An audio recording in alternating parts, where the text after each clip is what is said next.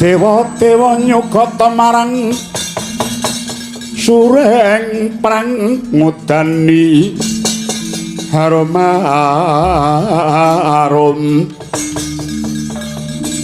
kaneka ngepalani jawata suka mulat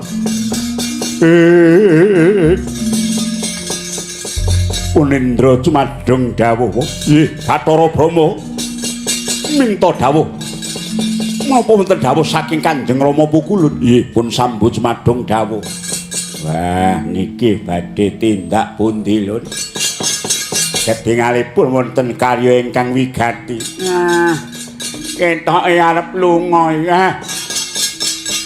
sasi kaya ngene iki kudune kerep lunga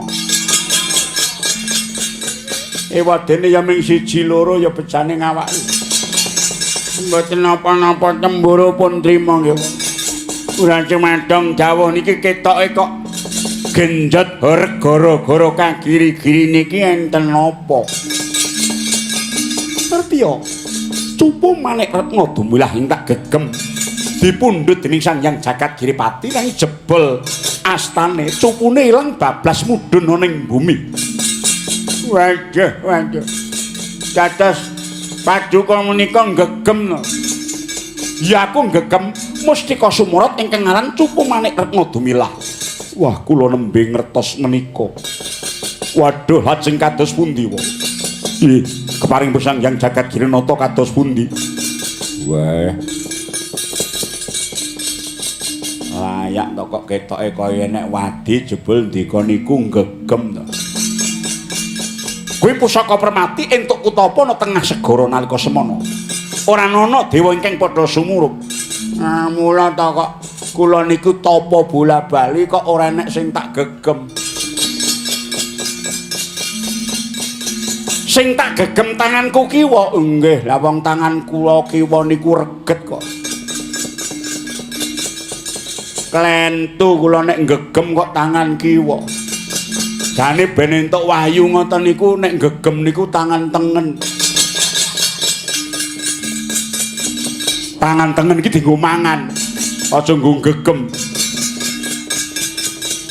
aduh lajeng menika tak tututi saka keparing Sang Hyang Jagat Giripati supaya ditututi mudhun ana ing bumi waduh mula kabeh para dewa tak jak aja ana kang keri nggih kula nderek menapa ngantos pinanggih nganti sak ketemune aduh inggih kula Bathara Sambo mangsa bodho laku ning prajurit Durandara diubres sak bumi kongsi ketemu nggih ngestaken dawuh benjing Buddha gumuruh saking jroning pura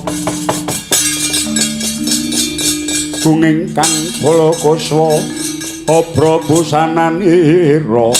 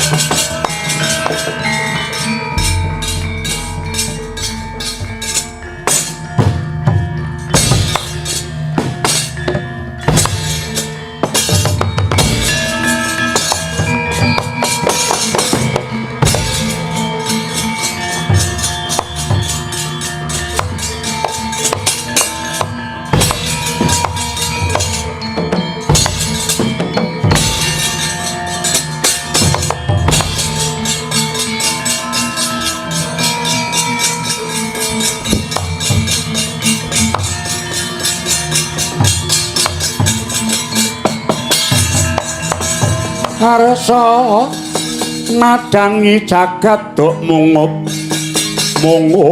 aneng sapucak ing ukir marep babak bang sumirat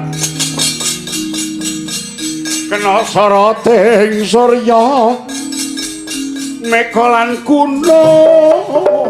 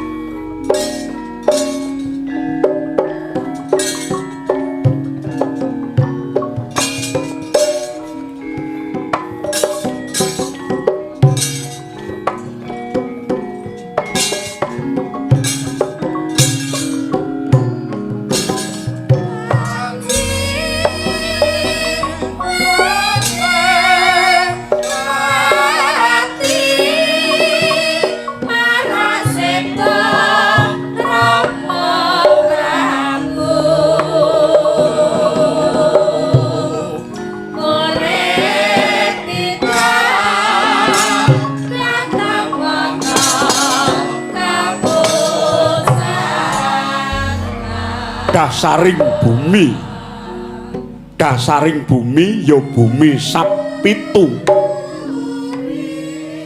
papaning naga gedhe dhewe sak donya. Wawisik Bathara Antaboga ya sang naga sesa. Cangkemenga kaya kawah gunung geni kemutuk mawa keluk kemebul. Mawa wisa kang mandi ilate melet-melet kaya dalan pratelon. Siung kumilat tuwuh sungut saka irung molor nganti tekan ngisor mata. Sumorot netrane kaya surya kembar. Yen to pinuju Tri Wikrama dawaning awak bisa nggubet bumi nganti kemput. Den sangga tanpa darbe kesel. Yen to pas sithik wae lemah genjot gonjang ganjing tuwuh lindhu prakempa hoyak moyak mayik.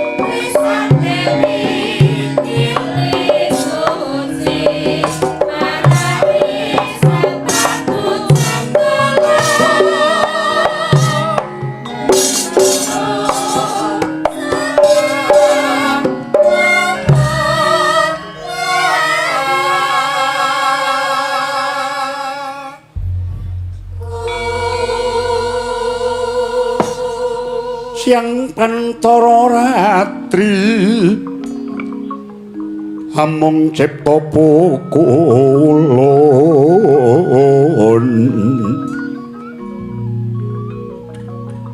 ong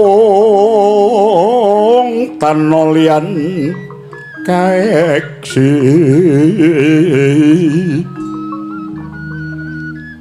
mila katur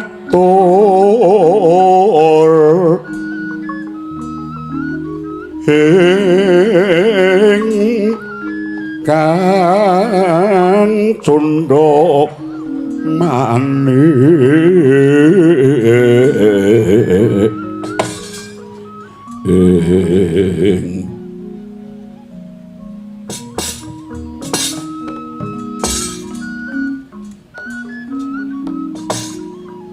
prasasat rageng ulun kang sumembah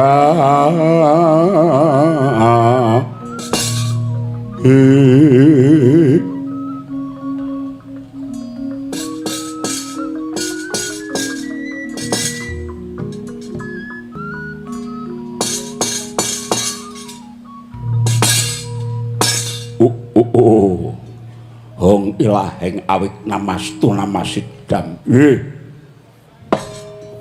Mangkota naga Elapatra. Kula wonten dawuh Kakang. Tak rewangi tansah tapa brata. Ora ning sedyaning atiku kejaba mung kepengin golek tentrem lan nggonku kepengin duwe lelabuhan utama kanggo sak pepadaning urip. Ora liya lelabuhaning Bathara Antaboga menyang wong-wong sing padha urip tumumpang ana bumi ya tumumpang ana ing lemah. Wiwit aku biyen cinipta dening sing gawe urip, aku duwe dulur kejaba aku Antaboga, aku duwe adi Bathara Basuki lan Bathara Erawata lan naga Taksaka padene Elapatra ya kowe kuwi. Iya Kakang. Aku diparingi aji-aji lan saben 1000 taun aku iki nglungsungi. Aku nglungsungi saben 1000 taun. Aku go bisa nguripke wong mati merga saka dayaning tirta amerta. aku dadi panguwasa ngisor lemah. Antaboga kuwi luwe yen tumetes tanpa wates. Ngene. Nadyan aku kuwi wis ketrima nggonku tapa wiwit ana Gunung Gendara nganti ngalih menyang Gunung Puskara. Apa dene ngalih meneh menyang Gunung Wadari lan tundhone aku ngalih tapa ning Gunung Himawat. Nganti aku diparingi kawastrawan. Aji kawastrawan kuwi aku bisa malih wujud apa wae. Upamane malih apa? Malih garangan ya iso. Malih luwak ya iso. Sakarepku. Malih menungsa ya iso, malih menungsa ya iso. Ning aja nganti kambon banyu. Wah, pancen ya sekti tenan Kakang Antaboga ya. Aku duwe tirta amerta sing tak papanake ana ning pedhit, mula pedhiting buntutku kae ana cupune. Kula niku nggih gumun wong nyangga bumi, bobote mboten kenek diitung kok isih disambi karo tapa ki terus pripun sampeyan niku? Kaya ngene iki muga-muga wong sing tak sangga ana ing bumi kuwi aja padha nyepelekke karo lemah. Eling-elingen wong urip sing tumumpang bumi aja sok nyepelekke karo bumi. Nggih to.